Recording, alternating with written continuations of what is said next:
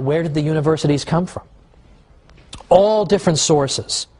In fact, they come from, on the one hand, some of the universities, some of the cathedral schools. The cathedral schools that were built and encouraged by Charlemagne and later bishops. Some of them turned into universities. Other universities got started as informal gatherings of scholars that eventually built up the infrastructure of a university. And we can't identify with exact precision a date that they got started, but certainly we can say that by the latter half of the 12th century into the 1200s, the universities are getting going. And you start to see some of the great universities of the Western tradition. You see the birth of Oxford and Cambridge and Paris and Bologna and the medical school at Salerno. These places are 800 years old and older in some cases. This is an extraordinary advance.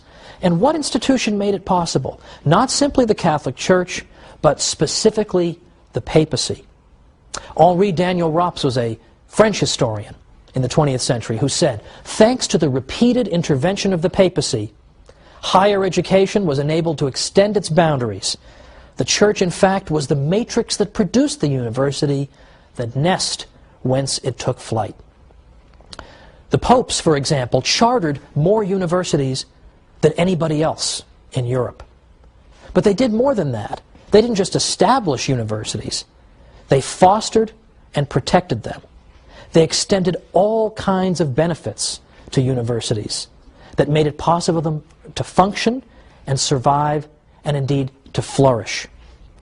Sometimes, I'll just say this before we go to our break, we who live in a university town, I live in a university town, I'm not going to tell you, I don't want to hurt any feelings, but we sometimes love the money the students bring to the town, but we can't stand the students because they're so rowdy and noisy.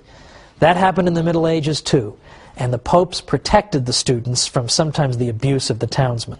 Let's see how he did it after we come back with the Church, builder of civilization.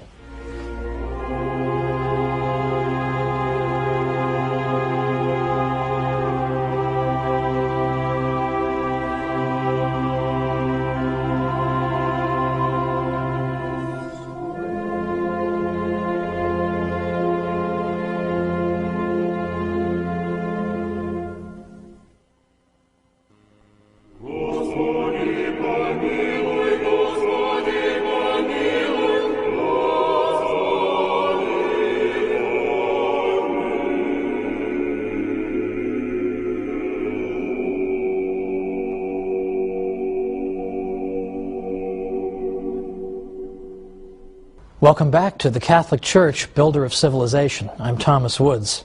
Before the break, we were looking at the development of the university system in Western civilization and noting that the Catholic Church played a larger role than any other institution in spreading knowledge, cultivating the pursuit of knowledge, and allowing the university system to blossom. There was no institution that did more, and the papacy in particular consistently intervened. Now, right away, as early as the 1200s, as the universities are forming, we already see the characteristics of modern universities. They were not absolutely identical to our modern universities, but we see important similarities. For instance, that we had the same distinction between graduate and undergraduate education that we have now. We had the idea that you go and you pursue a fixed course of study, upon the completion of which you receive a degree. All these things were features of the medieval university. Now, in the ancient world, they had schools, of course, they had academies, but they didn't have quite these features that I've described. And typically, if you belonged to an ancient academy, it meant that you belonged to the school of thought that dominated that academy. Whereas in the medieval university, there was no reigning school of thought. Instead, you had vigorous debate back and forth on a variety of subjects. But just before we went to the break, I specifically pointed to the role of the popes. How did the popes help to foster the universities, apart from chartering more universities than anybody? The popes also extended the benefit of clergy to students. Benefit of clergy is a privilege that was extended typically, of course, to clergymen, which said that if you were to harm a clergyman, it would be considered an especially heinous offense. Also, benefit of clergy meant that if you were a clergyman, you could have your case heard in a church court rather than a local secular court. Well, this benefit was extended to the students at universities because, as I suggested at the break, sometimes the local townspeople didn't really like the students, just the way they are today. A lot of people today look at the university students and they say, I like the fact that they've brought mom and dad's money to my town and they're ready to spend it on all kinds of ridiculous nonsense. However, I don't like the fact that they keep knocking over my mailbox. I mean, why would you get pleasure out of knocking over my mailbox? This sort of thing. People love the money and they hate the students. That's exactly how they felt in the Middle Ages. So sometimes the students would find themselves being hauled into some local court on trumped-up charges and just being harassed in general. The Pope prevented that from happening and allowed the life of the university to flourish by extending benefit of clergy to the students. Any time there was any need to intervene in the university system, if there was some kind of problem, people knew you appeal to the Pope and he will resolve it. In fact, on numerous occasions, the Pope had to intervene to ensure that the professors' salaries were being paid. Now think of how pro-Catholic European universities would be today if Pope Benedict could do that, if he could intervene and get them a raise or something. Well, anyway, those days are gone.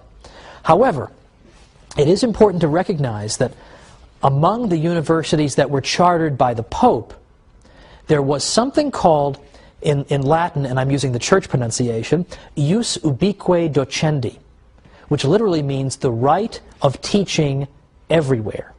What that means is that if you got a degree at a university that the Pope had founded, had given its charter to, that you had the right, automatically, no questions asked, to go to any university in Western Europe and begin teaching. No questions asked.